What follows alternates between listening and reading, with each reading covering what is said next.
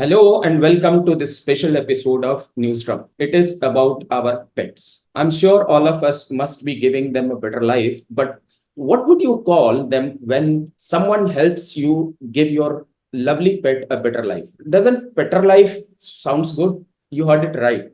Today we have with us the co-founder of A Better Life, Anjali Kalachand. Welcome on the show, Anjali. Thank you so much. Thanks for having me. Anjali, please tell our viewers what is a better life. So, A Better Life, we started A Better Life in 2001. I started the company along with my business partner, Sachin Shetty.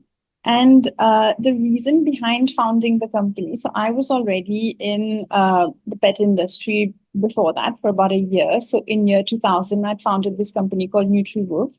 Which is a nutrition-focused company where we did, customized meal plans and fresh food delivery service, along with treats and a range of natural supplements for dogs and cats. So fast forward about 6 months from then, my business partner Sachin Shetty, during the lockdown, adopted an indie puppy, and at that time, he realized that there was so many products that were available on the market that there was a lot of confusion in the sense product for your pet and what was necessary and what was unnecessary and things that could be harmful as well. So that's where the idea of A Pet Alive was born, to kind of demystify pet parenting.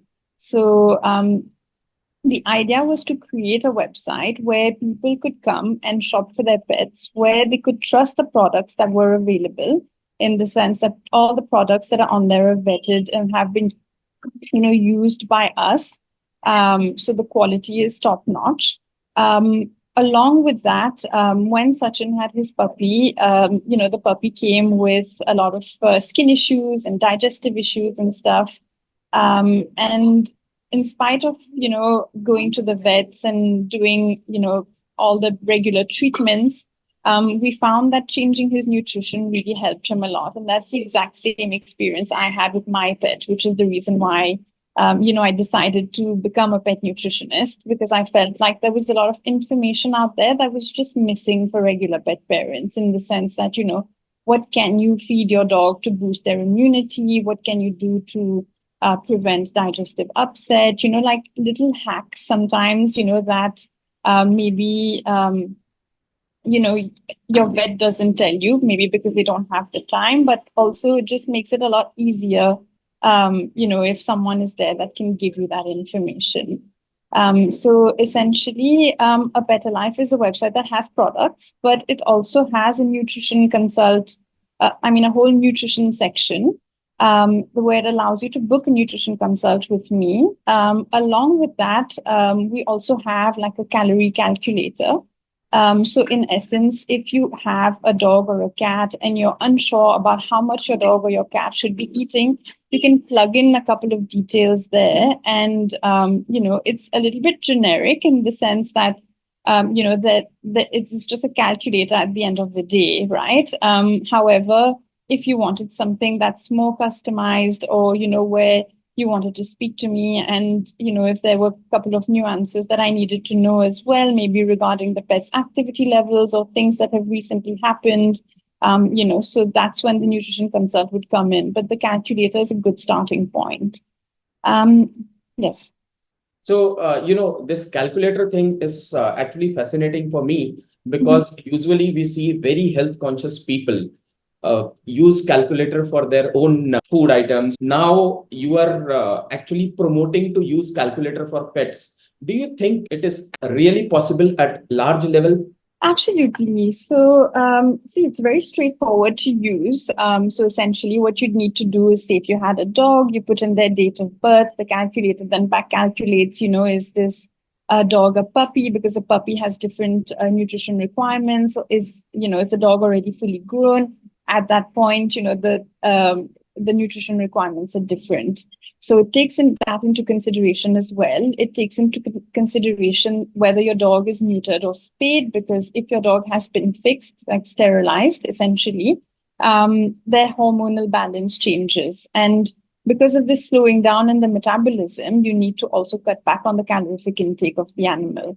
So Yeah. the calculator also takes that into consideration. So it's a good starting point. I wouldn't say it's like gospel, but it is a good starting point. Yeah. Before we proceed to our questions related to pets, I just wanted to know whether your venture is bootstrapped, number one. Number two, how big is the presence and how a person across cities can buy your products? So, yes, it's bootstrapped at the moment.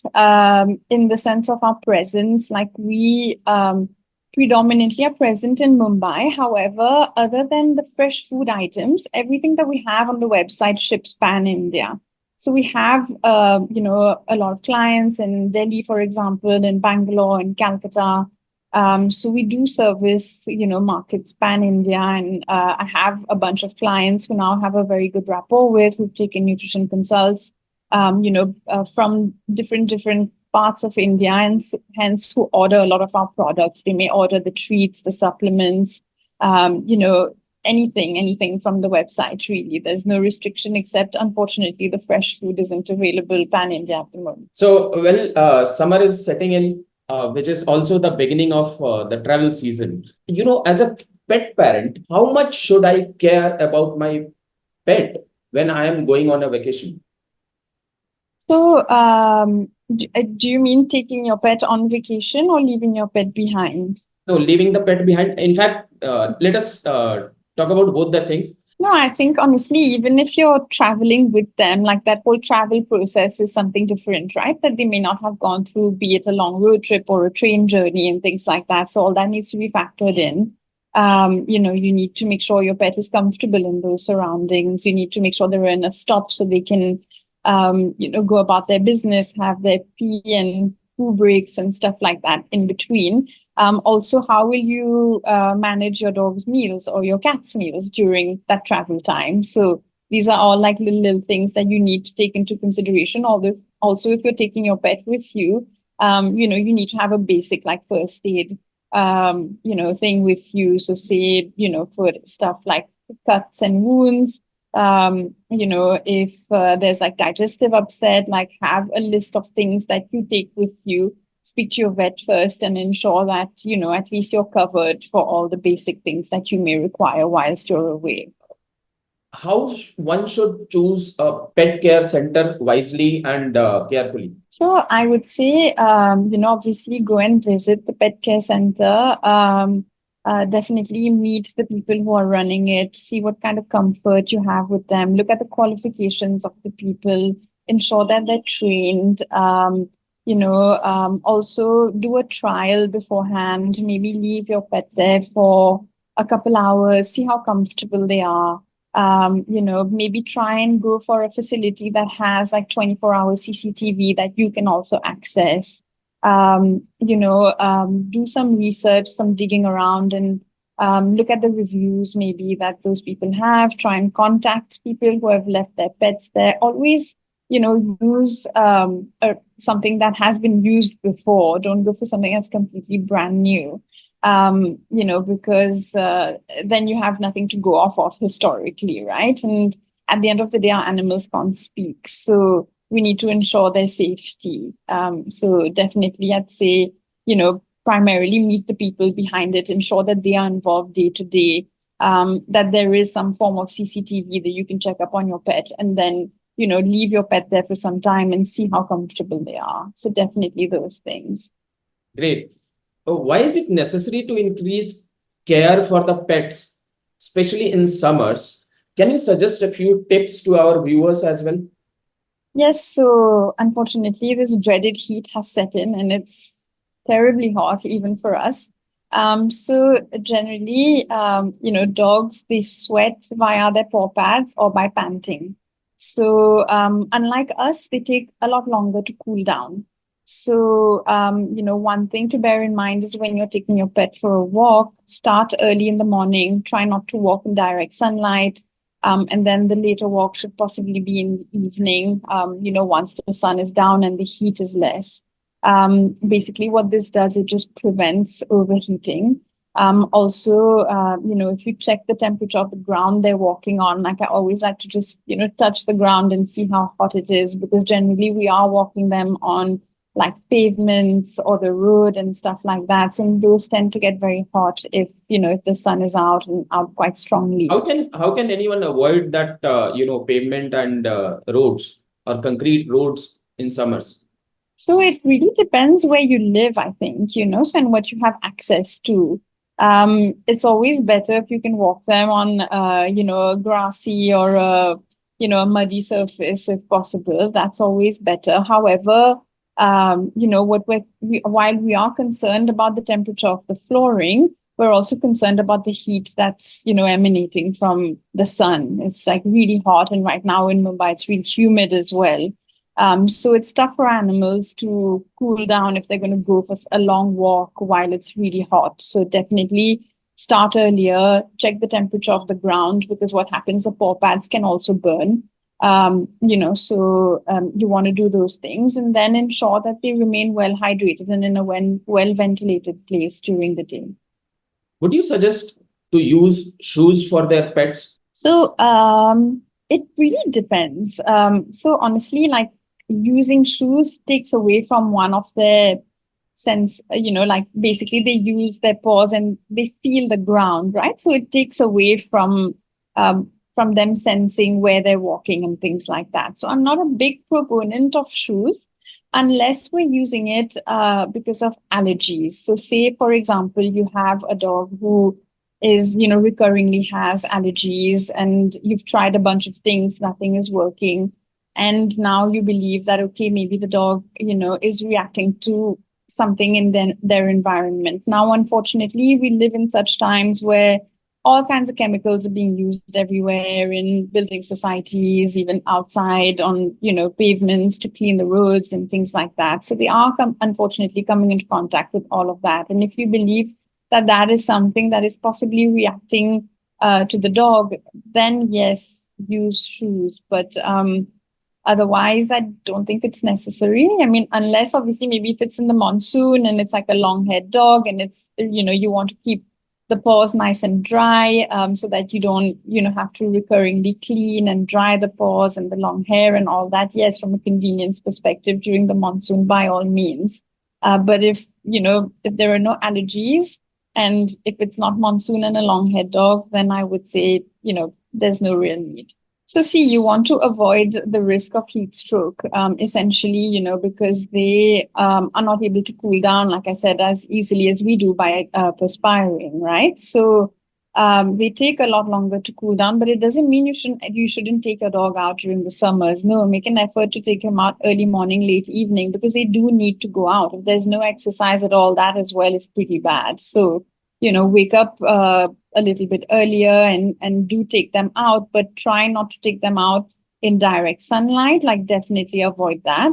And if you feel that your dog is panting or like panting excessively, then don't push it. Like be mindful of how your pet is feeling, and it's quite obvious with with the body language. You definitely be able to tell. And you can also carry your water bottle with you on walks, and hydrate a little bit, then give him a couple of licks of water along the way.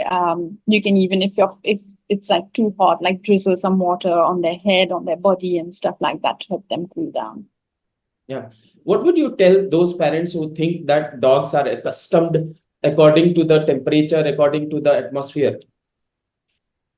So I would tell those people that I hope they don't have a breed dog, that they have an Indie, because Indies have been around now for such a long time. They're genetically predisposed climate that we live in, much, much better than any of the breed dogs that are imported. And most of them are just not made for this climate at all. So firstly, get an Indie because it will make your life a lot easier when it comes to dealing with the heat. They don't suffer as much. But by the same token, a dog cannot be within four walls. So make sure that you do take them out, but be careful about the temperatures then as well, because even they do feel hot. At the end of the day, they're all built the same way. While, maybe the quantity of fur that they have is not the same, but they also, cool down only by, from their paw pads and by panting. So the cooling down process is slow. So ensure that, you're still again in tune with your dog, and, overheating doesn't happen, because that's pretty dangerous. What is your take on offering dog food, home cooked food, or fresh food to a dog? So, honestly, I think that would be very much dependent on the personal situation of the person, right? So, while I'm very much a proponent of fresh feeding as opposed to processed food, I think it's very much dependent on the person, their ability to prepare food or purchase, a fresh cooked meal for their animal, and at the same time, convenience as well. Like, so, a lot of people gravitate towards processed food for various reasons. One, it's really convenient. It comes out of a packet, it's shelf stable.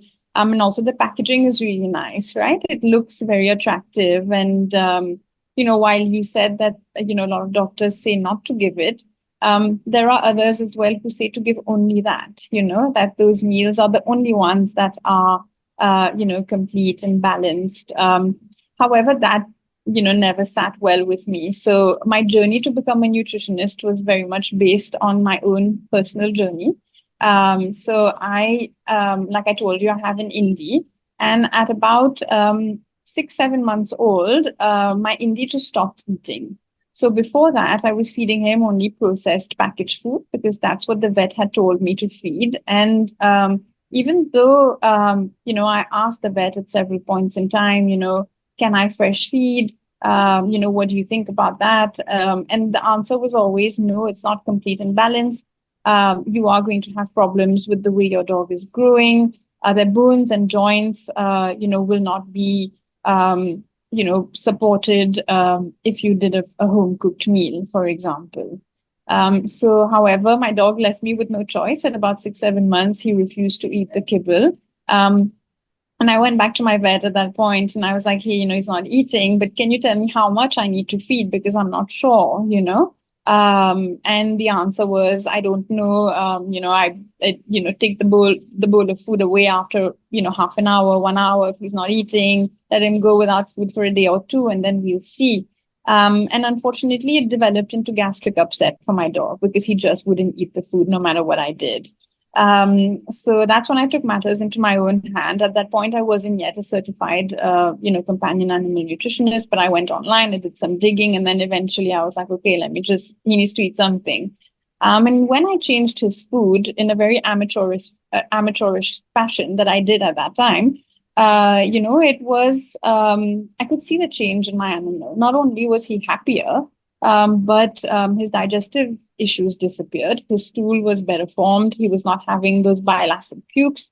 So I mean, I would say honestly, fresh food is far superior. It's only logical, right? If you're feeding fresh, but you need to feed species appropriate. So what I mean by that is, you can't be feeding your pet milk and chapati, for example. That is not species appropriate. They're not meant to be having so much lactose. They're not meant to be having wheat. Okay. A lot of people have these home cooked meals that are very like rice and carb heavy. Those aren't appropriate either.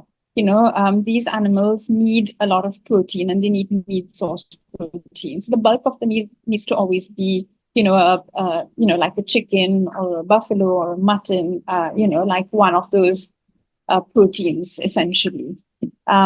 So yeah, I mean, if you can do that, I would say definitely, either consult a nutritionist or get your food from a source where you know that the ingredients are species appropriate, that the meal is tailored to your dog or cat, and go for it. However, if that's something you're unable to do, maybe if the household's a vegetarian household and they don't want to bring, meat in its cooked form into the house, for example, then maybe rely on processed food. But processed food also has various qualities. Okay, so there is some really low grade stuff out there, and then there's some better quality stuff. So always go for the better quality stuff, because the ingredients are far superior. And you can always add a little bit of fresh food to your pet's meal. So what I mean by that, maybe You can add some vegetables, cooked vegetables, for example, can definitely be added in small amounts to your pet's meals. Stuff like yogurt, most dogs tolerate. So you can, add a little bit of that as a snack. Certain fruits as well, like your bananas, apples, small quantities of everything. All those can safely be given to your pet. It shouldn't be the main meal. It can be an addition. Whenever we try new dog food for any dog, Yeah. they usually reject the food at all if they do not like. So I just wanted to ask, I mean, for chicken, we know how the chicken tastes. Even if it is boiled, we know how chicken tastes. We know how bread tastes. We know how rice tastes. But we never know how a dog food tastes and why a dog likes one dog food and does not like another dog food. So generally, they come in different flavors. Also, the ingredients vary. Some of them, so it could be that your dog gravitates towards a particular flavor. Maybe he's more in favor of, like a lamb variant as opposed to a chicken variant. Like it's possible. Um, it just could be the ingredients. So some of them, like it's always really important whenever you buy a packet of processed food to turn it over and look at the ingredient list, all right? Because the front of the package has all these amazing photos and pictures of fresh food and meats and fruits, and actually sometimes what's inside the packet is not that at all. So if you read the first few ingredients, it gives you an indication of the bulk of what that meal is made up of. So essentially, if it's stuff like rice, corn, animal byproducts, you need to stay away from that particular Yes. product because it's actually really substandard in quality. How the companies ensure that the taste of a particular dog food is good. So I guess they do a trial testing first to see how well accepted it is after they formulated it. Um, Unfortunately, I think some companies also add palatants to the meals. So what palatants are is just an artificial flavoring to make the meal more tasty. So definitely, if there are palatants in the meal, it means that the ingredients used are so substandard or not species appropriate that they're forced to use palatants to make the meal smell good and taste good for the animals. So those Is there things, any method of food tasting? they probably test the taste on a bunch of dogs that they have access to, so they probably taste and see, test it and see what kind of reaction they're getting. So if the dog eats it, it's positive. If the dog rejects it, it's not, and then you go back and you reformulate. Okay. So, rainy season will soon follow this summer. And Yeah. let us talk about the diseases, especially in the rainy season. In Mhm. fact, for summer season also, You're talking about ticks and fleas. there are many things. There could be corona, there could be so many things. Corona. Yeah. Okay. No, I think, see, during summertime, which I think even the monsoon is considered as summertime, there's a higher risk of ticks and fleas because of the weather. So whenever you're taking your pet out, what I would say when you come back, make sure you groom them, you check them properly. You essentially want to ensure that there are no ticks and fleas on your animal because they breed disease and they cause itchiness. And then that itchiness can also lead to secondary skin infections. So, like a little tip for pet parents, always when your pet comes back from a walk, after you've cleaned them, brushed them, check the in between the paw digits because that's where a lot of ticks like to hide. Sometimes the armpits, the base of the tail, and then just give them a general feel up for anything bumpy that you feel is stuck on their coat or their skin. All right, so that's how you check for ticks. And for fleas, they unfortunately are very quick buggers. They just run around, jump around, and it's really hard to find them. But if your dog is itching more than they normally do, then maybe use a flea comb and just run it through your dog and see, because that's a way that, you could catch the fleas. The other is maybe just giving them a bath because, if you give them a nice frothy bath and you leave the shampoo on for about 10 minutes, and then rinse it off, it in all likelihood kills off the fleas. So they die off that way. Besides this fleas and ticks, what are the other common diseases during Rainy. Monsoon. Yes. So one of the other common diseases is something called leptospirosis. So essentially, that is, you know, generally found in the urine of rats. So that's how we catch it. Humans can catch it as well. So essentially, when there are, when there's a lot of waterlogging, and stuff like that, we have to be careful. Like if we're stuck in a waterlog, they say, oh, go get yourself checked.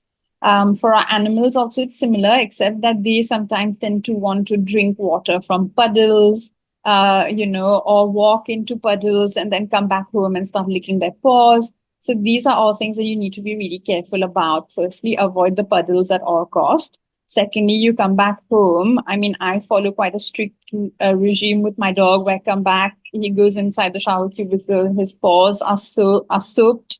And then sometimes I also do a betadine soak as well, just to ensure that, it's completely kind of disinfected and there's nothing there that, he could fall sick from. What are the necessary food items that a dog must have at least in a day, in a week? For example, some sort of oil, or for their better skin or better coat, or anything you could suggest which is generic and which is applicable to all pets. So, I think my top most addition to any diet would be an omega-3 fatty acid oil. So omega-3s are like an amazing thing. They help reduce inflammation in the body. They help with skin and coat health. They help dogs with cardiac issues. They also help in with cognitive function as well. So definitely like a nice fish oil is something that, I think would benefit all pets of all ages, be it a dog or a cat. Great. Nice talking to you, Anjali. I'm sure many other pet parents like me must have enjoyed this show. Thank you so much, and all the very best in your endeavor, whatever you are doing.